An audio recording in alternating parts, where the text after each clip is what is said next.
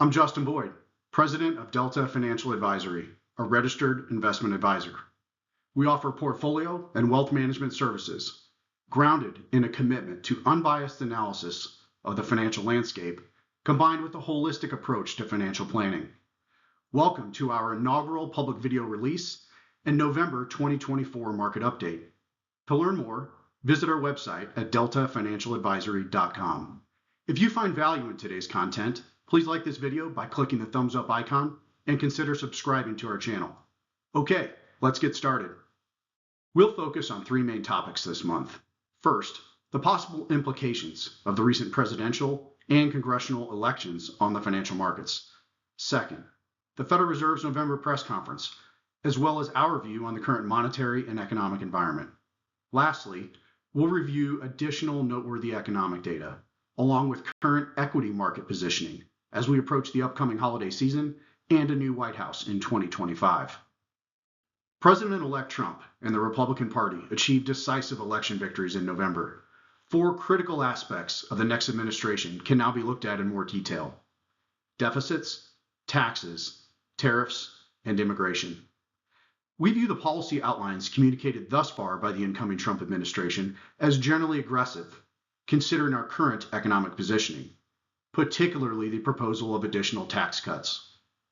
Should any further easing of tax policy not achieve higher nominal growth and increased real wages, this will ultimately present the U.S. with an even more challenging fiscal and economic position than we have today.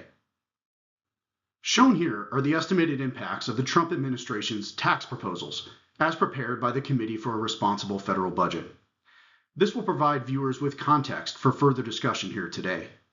It should be noted that these estimates do not include any revenue increases from pro-growth policies, and therefore the net deficit impact could be materially overstated. Continued elevated deficit spending should remain a tailwind for equity markets in the shorter term. However, the ability and willingness of the non-banking sector and international investors to absorb large debt rollovers and additional net issuance in 2025 and beyond is yet to be seen.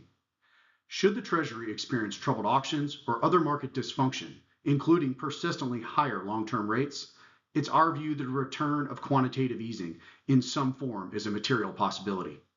Should a true pro-growth policy framework be implemented and successful, we would expect significant improvements in the budget and trade deficit, a reduction in the wealth gap and related social divide, as well as domestic capacity to address certain national defense concerns.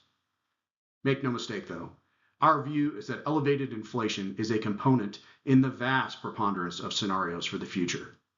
The critical determinant is if the inflation is utilized in tandem with pro-growth policies or if future inflation is simply the result of further status quo fiscal behavior.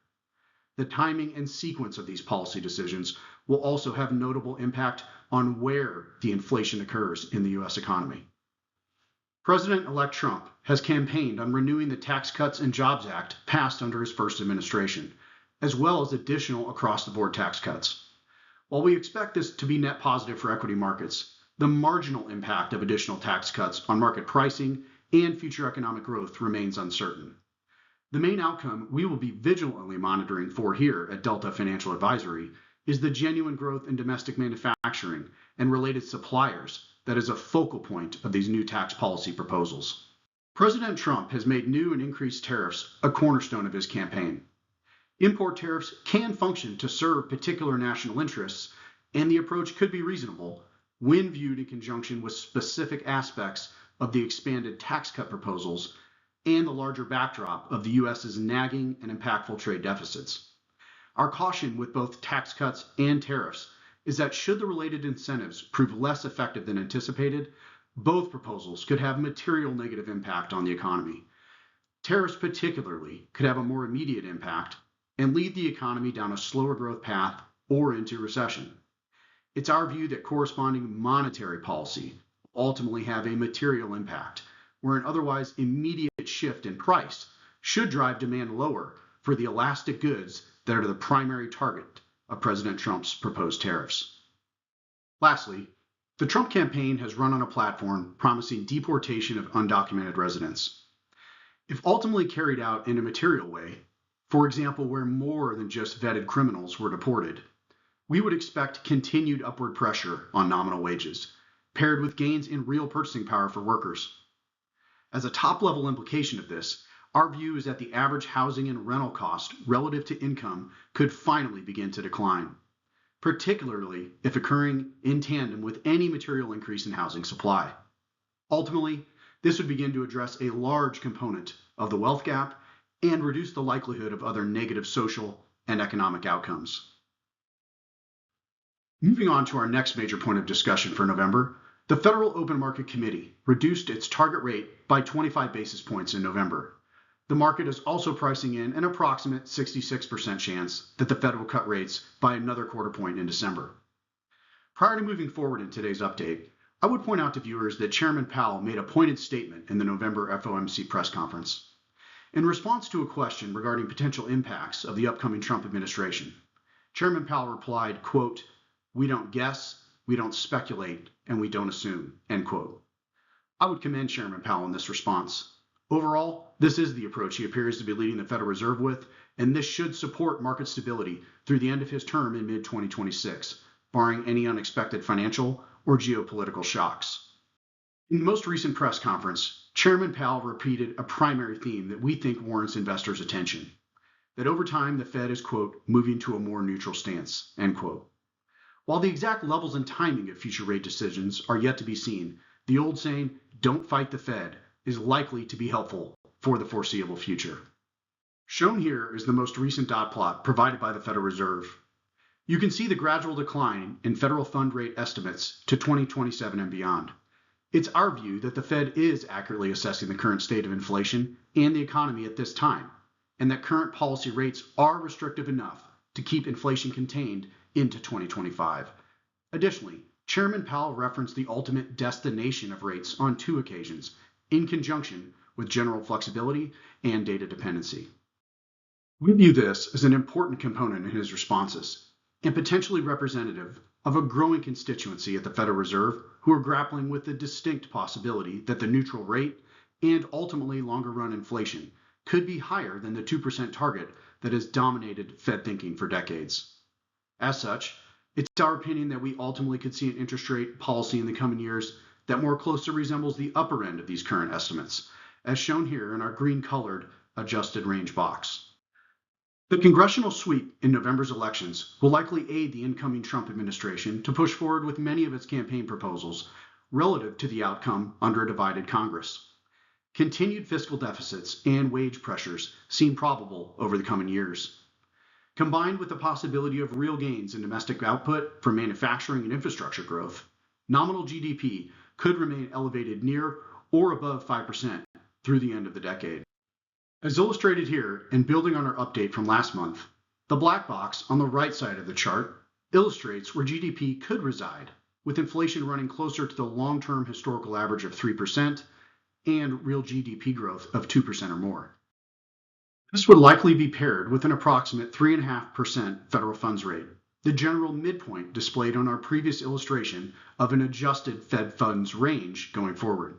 Ultimately, this scenario supports a 10-year Treasury yield closer to 5%, barring any yield curve control measures undertaken by the Federal Reserve. This would suggest the potential for a decline in longer-dated paper next year, as well as marginal equity valuation adjustments. Overall, aggregate economic data remains reasonably healthy. The Conference Board's Leading Economic Indicators Index recently stopped signaling impending recession, and real GDP continues to print well above 2%. CPI data remains mildly elevated, but contained. Of particular note is the lagging impact housing costs have had on inflation data. Note the divergence between the yellow line representing supercore inflation, which removes food, energy, and shelter, versus the red line, which is core inflation including housing, which has represented a full 1% of inflation variance between these two preferred metrics of the Federal Reserve.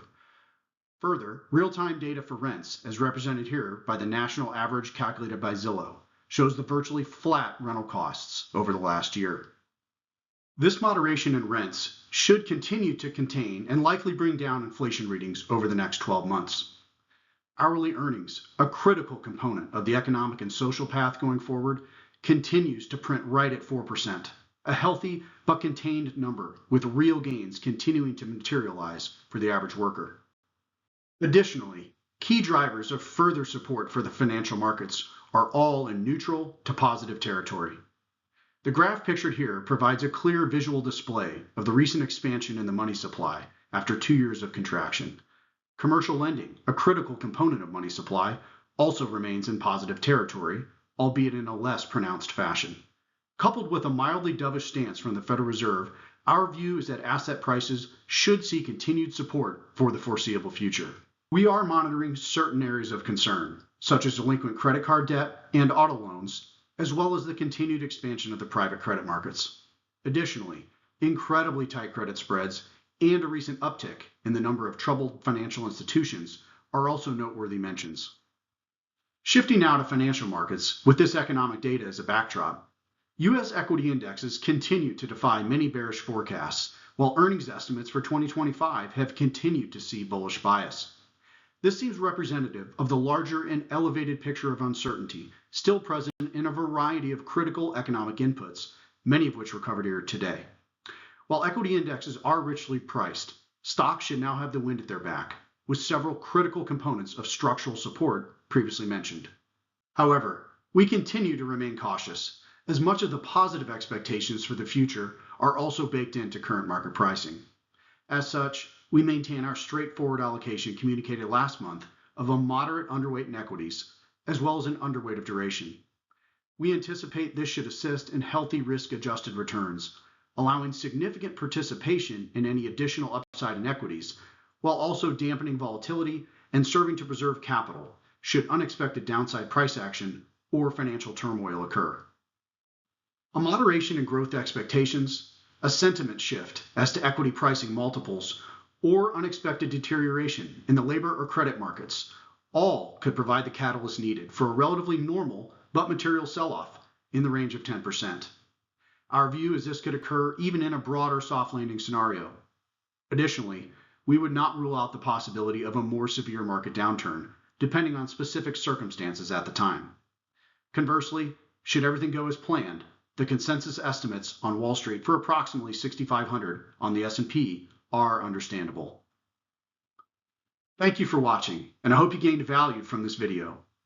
You may notice that more detailed information surrounding our specific asset allocation and portfolio holdings are not shared. This is out of respect for our existing clients.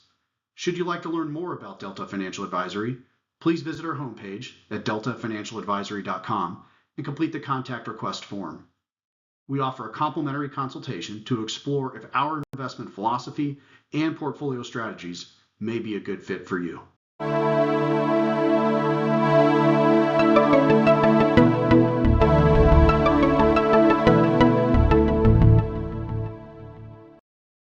The information and commentary contained in this video are for general informational purposes only and do not constitute financial, investment, or other professional advice. The views expressed are strictly those of the individual and do not necessarily represent the opinions of the firm. Always consult with a qualified financial advisor before making any investment decisions. Investments carry risks, including the potential loss of principal. The content is based on current market conditions and is subject to change without notice. The firm is not responsible for any errors or omissions or for any actions taken based on this information. Past performance is not indicative of future results. This material does not constitute an offer or solicitation to buy or sell any securities.